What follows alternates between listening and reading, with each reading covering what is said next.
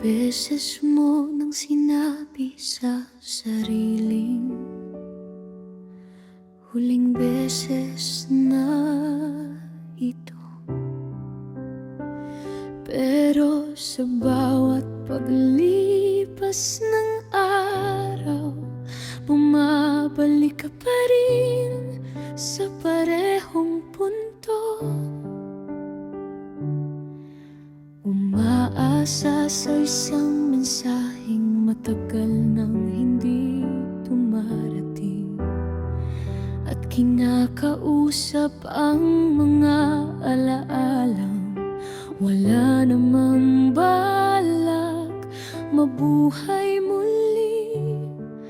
Pinipilit mong hanapin ang sagot sa mga bakit, na baka sakaling may mabago kung maiintindihan mo ang sakit. Pero habang naghahanap ka ng dahilan sa pag-alis niya, unti-unti namang nawawala ang taong dapat mong unahin ang sarili mo.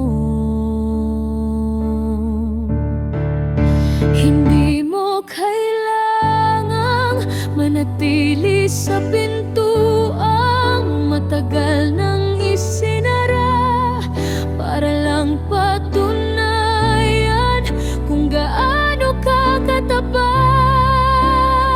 magmahal.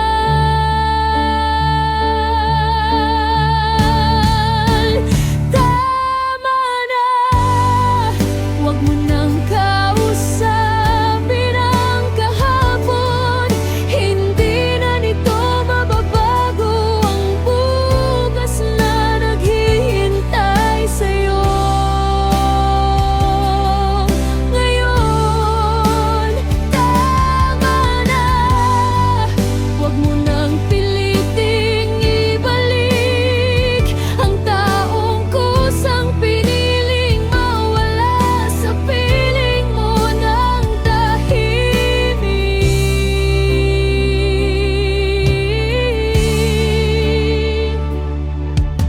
Hindi mo kailangang maghintay sa taong hindi na lumilingon.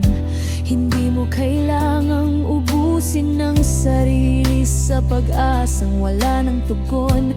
May mga laban na ang tunay na panalo ay ang pagpili mong huminto kahit mahal mo pa rin siya.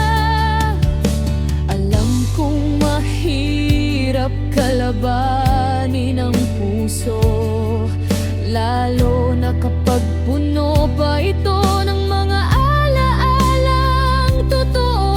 Pero tandaan mo, hindi sukatan ng pagmamahal ang tagal ng paghihintay sa taong hindi na babalik kailanman.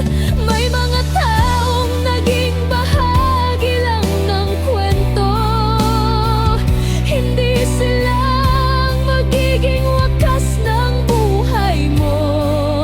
At habang iniyakan mo ang mga pahinang natapos na, may bagong kabanatang hindi mi po binubuksan.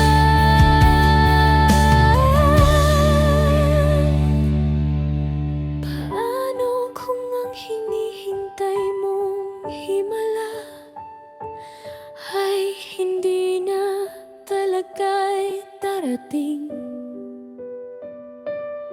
Paano kung ang tunay na biyaya ay ang araw na hindi na masakit banggitin ang pangalan niya?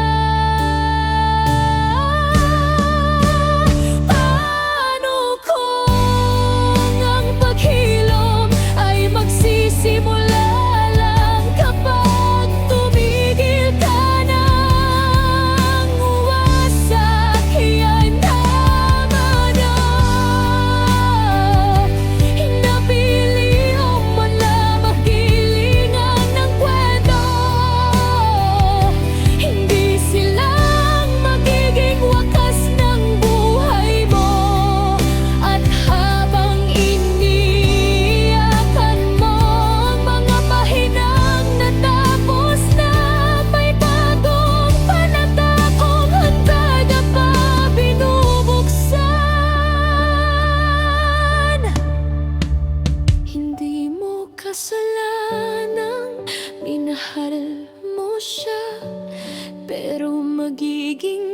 kasalanan mo sa sarili mo.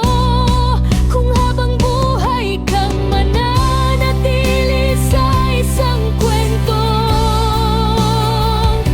siya na mismo ang nagtapos.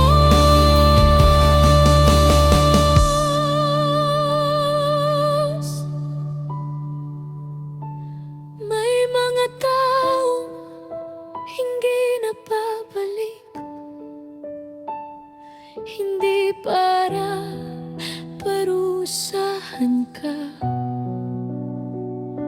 kundi para turuan kang may mga pintuang hindi na dapat katukin. Kapag ang Diyos at ang panahon na mismo ang nagsabi,